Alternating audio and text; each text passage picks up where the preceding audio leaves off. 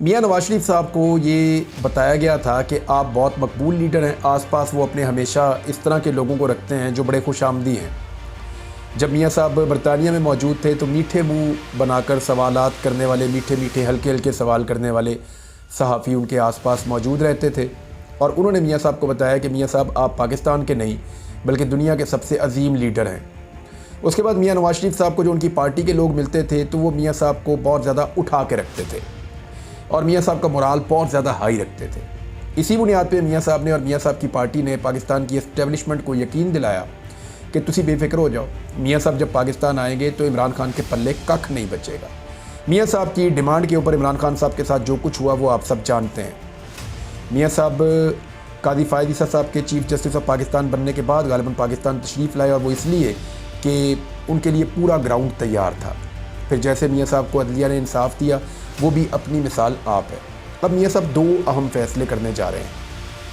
यानी एक तो ये बयानिया बनाया जा रहा है कि मियां नवाज शरीफ साहब अब मफामत की नहीं मुज़ामत की सियासत करेंगे। सबसे पहले हमें ये फैसला करना होगा मियां साहब किसके खिलाफ मुज़ामत करने जा रहे हैं। बेटी वज़ीर आला पंजाब है, क्या उसके खिलाफ मुज़ामत करेंगे? तो लगता है नहीं कर पाएंगे। भाई जो है वो वज़ीर आज़म पाकिस्तान है, क्या उसके खिलाफ मुज़ामत करेंगे? तो लगता है नहीं कर पाएंगे। सिंध के अंदर जो है वो हुकूमत है आसिफ अली जरदारी की, जिसको मियां नवाज शरीफ ने खुद सदर पाकिस्तान मुंतखब करवाया पूरी सपोर्ट देकर, उसके खिलाफ मुज़ामत करेंगे? लगता है नहीं करेंगे। बलूचिस्तान में मियां नवाज शरीफ साहब की अपनी हुकूमत है, तो क्या मियां नवाज शरीफ वहाँ पे कोई मुज़ामत करेंगे? तो लगता है वहाँ पे भी नहीं कर पाएंगे, उनके अपने इत्तेहादियों की हुकूमत है वहाँ पे। तो किसके खिलाफ मुज़ामत करेंगे? सिर्फ एक सूबा है जहाँ पे खैबर पख्तूनख्वा में पाकिस्तान तहरीक इंसाफ की हुकूमत है। क्या वहाँ पे मुज़ामत करने के लिए जाएंगे तो मियाँ साहब को वहाँ शिफ्ट होना पड़ेगा। और वहाँ पे जो मियाँ साहब के साथ हो गई है कि वाहिद एक नशिस्त जहाँ पे मियाँ साहब ने वहाँ से इलेक्शन लड़ा था, मियाँ साहब को उसमें भी शिकस्त हुई, लाहौर में यास्मीन राशिद से भी शिकस्त हुई। जहाँ तो मियाँ साहब ने रो पिट के अपनी सीट ले ली किसी तरह भी। हालांकि जो सोर्सेज है वो ये क्लेम करते हैं दावे के साथ कि 67,000 से ज़्यादा वोटों से नवाज शरीफ साहब हारे हैं। ये खाली लीड थी यास्मीन राशिद की जेल से बैठकर। तो मियाँ साहब ये जो तमगे लगे मियाँ साहब को लाहौर में और जो कुछ उनके साथ हुआ, मोनी रोड पे मियाँ साहब का अपना इलाका है मियाँ साहब का, उनकी फैमिली मेम्बर वहाँ रहते हैं। तो मोनी रोड के ऊपर मियाँ साहब की गाड़ियों के साथ वो चंद बच्चों के अलावा कोई नहीं था, वो भी तमाशा देख रहे थे। ये तो हालात थे इलेक्शन से पहले, तो इलेक्शन के बाद भी हालात वैसे ही हैं।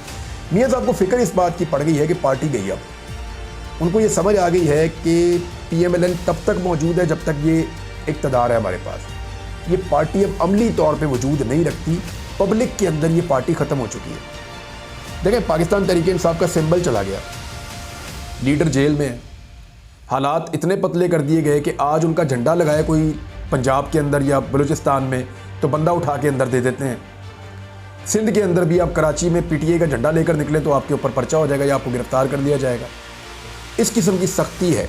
इसके बावजूद वो पार्टी पाकिस्तान की सबसे बड़ी पार्टी बन चुकी है।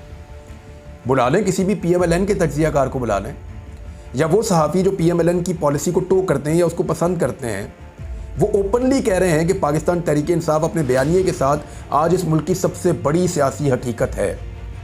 हालांकि वो प्रैक्टिकली कानूनी नुक्ता नज़र से उनका सिंबल भी उनके पास नहीं है।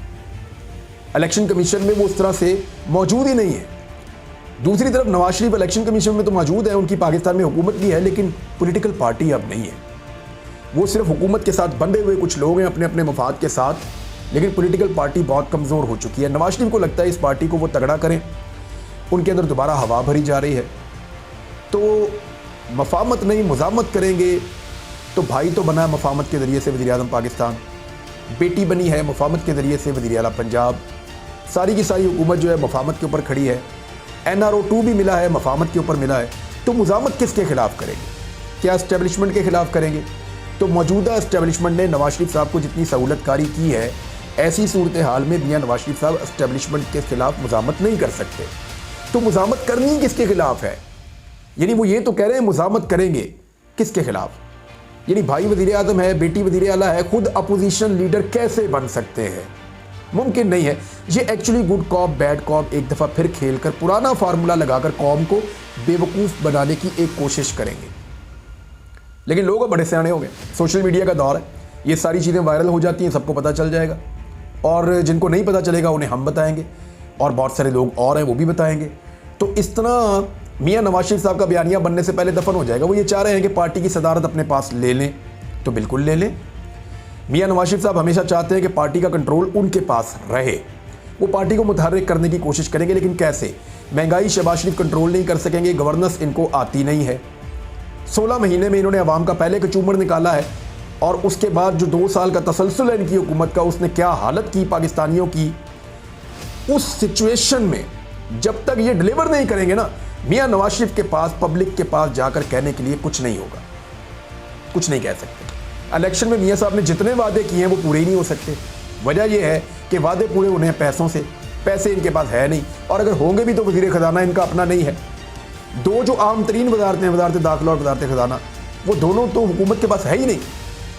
हुकूमत को उन पर कंट्रोल नहीं है, और हुकूमत भी ये सोचती है कि कल को हम ये कहेंगे कि किसी और के खाते डाल देंगे कि जनाब हमारे पास तो दोनों वजारतें ही नहीं थी, तो हम क्या करते? जनाब आप इस्तीफ़ा देते और घर जाते। या आपने अवाम का कचूमर निकालना आपने ज़रूरी समझा?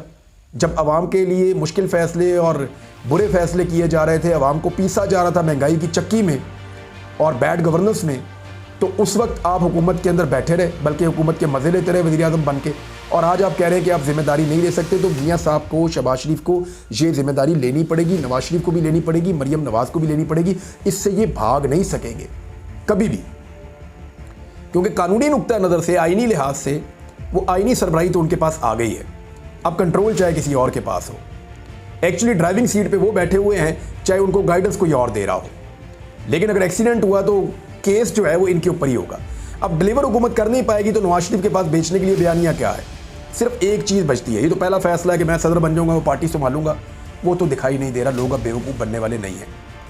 अब दूसरी जो चीज़ है, वो मियाँ साहब ने फैसला किया कि विक्टिम कार्ड, मैं ये साबित करूँगा मेरे साथ बहुत ज़्यादती हुई माजी में भी, और मेरे साथ बहुत ज़्यादती हो रही है आज भी।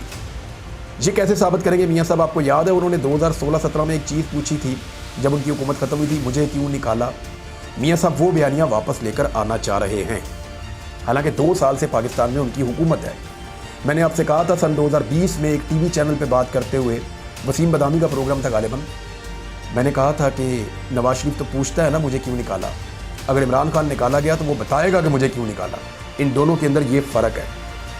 तो ये फ़र्क आज भी मौजूद है। नवाज शरीफ आज भी पूछता है कि मुझे क्यों निकाला। हालांकि आज नवाज शरीफ को जितनी सहूलतकारी मिली है, एयरपोर्टों के ऊपर इंसाफ, घरों के अंदर इंसाफ, बैरून मुल्क इंसाफ, अंदरून मुल्क इंसाफ, NRO 2 इनको मिल गया, सारे कवानीन ही बदल दिए। तो अब मियाँ साहब का ये फैसला है कि विक्टिम कार्ड यूज़ किया जाए कि मेरे साथ बड़ी ज़्यादती हुई थी। ज़्यादती किसने की थी? मियाँ साहब अपने मुंह से बता चुके हैं उस वक्त कि जनरल फैज़ हमीद साहब और जनरल रिटायर कमर जावेद बाजवा साहब ने उनके साथ ज़्यादती की थी, और 5 जजों को वो कहते थे इस्तेमाल किया गया मेरे खिलाफ। अब मियाँ साहब कहते हैं कि 6 जजेस के ख़त में हम एक फ़रीक बन जाएं और अदालत में पहुँच जाए कि जो नवाज शरीफ के साथ भी ज़्यादती हुई थी उसका भी अदाला किया जाए। उन 5 जजों को भी बुलाया जाए और बुला के पूछा जाए जनाब आपके ऊपर क्या दबाव था कि आपने गलत फैसले दिए मियाँ साहब के खिलाफ। तो मामला ये है कि ये मियाँ साहब ले तो जाएंगे शौक में अदालत में, लेकिन मेरे ख्याल में कोई मियाँ साहब को पक्का फिक्स करने का मंसूबा बन रहा है जो मियाँ साहब को समझ नहीं आ रही। मियाँ साहब जब इस मामले को अदालत में लेकर जाएंगे तो ऑलरेडी मियाँ साहब डील करने के बाद जनरल कमर जावेद बाजवा साहब को एक्सटेंशन दे चुके हैं, और उसके बाद एस्टेब्लिशमेंट के साथ डील के नतीजे में आज जिन हालात में उस हालात में मियाँ साहब हैं। जो कवानीन मियाँ साहब को फिक्स करते थे उनमें से बहुत सारे कवानीन बदल दिए गए हैं जब इन्होंने अपनी हुकूमत बनाई। वो चीज़ें भी चैलेंज हो जाएंगी, दोबारा अदालत के अंदर आ जाएंगी, और फिर मियाँ साहब अकेले नहीं, बाकी पॉलिटिकल पार्टीज़ भी जाएंगी और जाकर इसके अंदर एक फ़रीक बन जाएंगी। जब बाकी पॉलिटिकल पार्टीज़ इसके अंदर फ़रीक बनेगी तो फिर क्या होगा? वो सवालात उठाएंगे, उनके वकील भी वहाँ मौजूद होंगे। नवाज शरीफ साहब को काजी फ़ाइज़ ईसा साहब पे बहुत यकीन है, और उन्हें ऐसा लगता है कि काजी फ़ाइज़ ईसा उनको हमेशा इंसाफ ही फराहम करते रहेंगे, जैसा कि तवातर के साथ जब से वो चीफ जस्टिस ऑफ पाकिस्तान बने नवाज शरीफ को इंसाफ मिलता रहा है। PTI को ये शिकवा करती है कि काजी फ़ाइज़ ईसा साहब की अदालत से उनको इंसाफ मिलना तो दूर की बात, उनके साथ हमेशा नाइंसाफ़ी होती रही है। ये पाकिस्तान तरीके इंसाफ दावा करती रही है बार बार। अब आ जाए नवाज शरीफ साहब के मामले में, तो उनको तो सत्ते खैरा है इस अदालत में, तो उनको ये लगता है जब अदालत में मामला जाएगा तो किसी और को बोलने नहीं दिया जाएगा और मियाँ साहब के बारे में विक्टिम बना के पेश किया जाएगा कि बड़ी ज़्यादतियाँ हो गई, बड़ा जुल्म हो गया। नहीं, ऐसा नहीं होगा। दूसरी पार्टियों के वकला भी आएंगे, मीडिया भी मौजूद होगा, मीडिया सवालात भी उठाएगा कि मियाँ साहब साफ दो, क्योंकि आपके सारे केसेस ख़त्म हुए टेक्निकल बुनियादों पर, आप मेरिट के ऊपर बरी नहीं हुए। मियाँ साहब के केसेस खत्म हुए टेक्निकल बुनियादों पे, कुछ कवानीन तब्दील कर दिए गए, कुछ चीज़ों को वैसे इस्तेमाल कर लिया गया, कुछ गवाहियाँ मिटा दी गई। टेक्निकल बुनियादों पे मियाँ नवाज शरीफ साहब के मुकदमात ख़त्म किए गए हैं। अगर मियाँ साहब ये पंगा लेंगे तो वो सवालात दोबारा उठाए जाएंगे। कैलबरी फॉन्ट भी आएगा, कतरी ख़त भी आएगा, मनी ट्रेल भी मांगी जाएगी, सवालात दोबारा उठेंगे, हुदैबिया वाला मामला भी उठ सकता है। फिर मियाँ साहब को ये भी बताना पड़ेगा कि जाली अकाउंट्स के अंदर चपड़ासियों के अकाउंटों में अरबों रुपया कैसे आया, ये भी सवालात उठाए जाएंगे मौजूदा वज़ीर-ए-आज़म के बारे में। तो वो चीज़ें जिनसे मियाँ नवाज शरीफ ने बड़ी मुश्किल से जान छुड़ाई थी, वो दोबारा उनके गले पड़ जाएंगी इन सारे केस के अंदर। मुझे ऐसा लगता है कि मियाँ नवाज शरीफ साहब को जो है वो घेर घार के ले जाया जा रहा है अदालत के अंदर, ताकि जो रही सही इज्जत है उसका भी फालूदा निकल जाए। तो बड़ी अच्छी बात है, मियाँ साहब जाएं और जाकर फरीक बने और फिर उसके बाद तमाशा देखें कि उनके साथ होता क्या है।